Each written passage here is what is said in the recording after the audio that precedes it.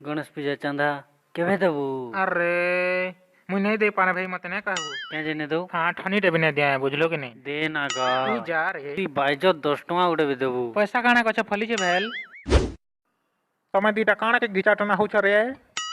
दादा गो इटा के गणेश पूजा चंदा मांगनी जे नी दिया बोलू छे गो।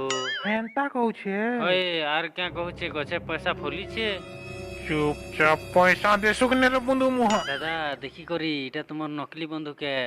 ई जानी गला बोले यार नहीं डरे नो और पैसा नहीं दिनो रह मैं बुझाऊ छा इटा की। चुपचाप दे दे रे बाबू ये बोराटा है मारू ये महा को देवी ना बची गल रे पो। अबे चल पड़ा ऊपर पड़ा सुना जी, यदि गणेश पूजा चंदा नहीं दबा मनु मार खाए। हैं तमार परार कथा नहीं कहवार दादा। पान मान ले भी हमें पूजा करना गणपति बाप्पा की। महेंद्र केते कथा कहसी हमर पड़ा चांदा मांगे आले तो लाल फीता हिटे देमी।